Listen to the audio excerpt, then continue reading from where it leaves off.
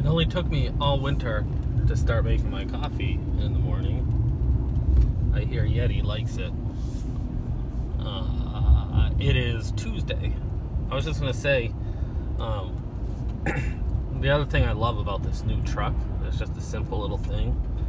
Don't mind the paper plate, but there's that blinking light is my grease gun battery charger. Can't see it real well, but right below the, right in there, there's a 12-volt plug. So you can forget to bring your batteries in at night and then still have a charged grease gun battery when you get to work. I don't know how many of you have experienced bringing your grease gun battery home, knowing you need to charge it, and then forgetting before you go to work the next day. So, pretty handy. Then you just have to remember to bring the charger in the truck, which I did this morning. So, along with my coffee and my lunch. So, we are all set for today. You can kind of see how tall the snowbanks are here again. Well, this is state highway again. I think I talked about it yesterday, but if you look at the back of the truck in some of these areas, especially for a main highway, usually, you know, the state plow trucks are going so fast you don't get snowbanks on the side of a main. But you can see it's almost halfway up the back of that truck in areas. So, but I only really came back here to show you this. This is one of the paper mills we have down there. See that wood? That's the only wood that they take it into this at the mill. Actually, that's popple ground wood. And this is one, probably the second biggest mill. You know, I don't know. When I first started, I think this used to be Boise Cascade years and years and years ago, and then it changed to New Page. See how tall those snowbanks are? Jeez. Then it was Catalyst for a while, and now it's Nine Dragons ND paper, which just got bought, I don't know, a year ago or something. Thank God. I mean, I don't know, I am just keep myself just abreast on politics, but you know, whatever with the Chinese and stuff. But if it wasn't for the Chinese, this state would be hurting. Thank God for them. It's a woman that owns Nine Dragons paper from China, and she's the sole owner of the company. So thank God for her, because she bought that mill, and then she bought another mill in Old Town that hadn't run since like 2015, and they're just starting that up again. That's going to use softwood, and they announced in the fall that they were going to put, I think, 130 or 150 million dollars into this mill in Rumford. So they're adding some new equipment in there too, which to me is great news.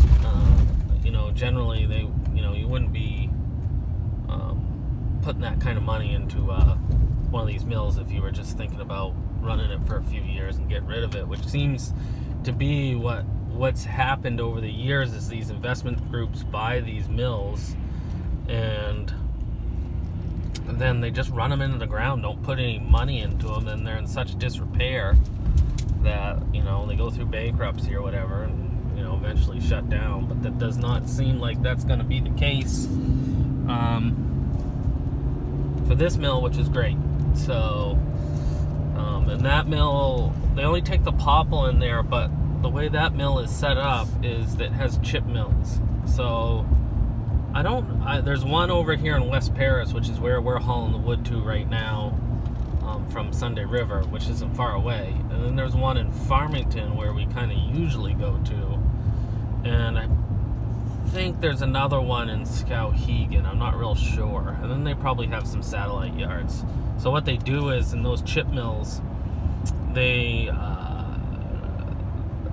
mill doesn't own it. Carrier Chipping owns it, and they haul wood, you know, round wood into that chip mill, and it gets debarked and chipped into clean chips, and then they haul it by, you know, like a big box truck to this mill, and then they dump it in there, and that's how they do that, rather than a lot of the other mills. All the wood goes right to the mill. So anyway, I thought I'd show you guys that.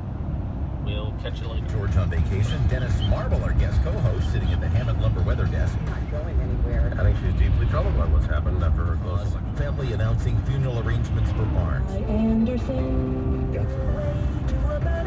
That's exactly what it means. It's not.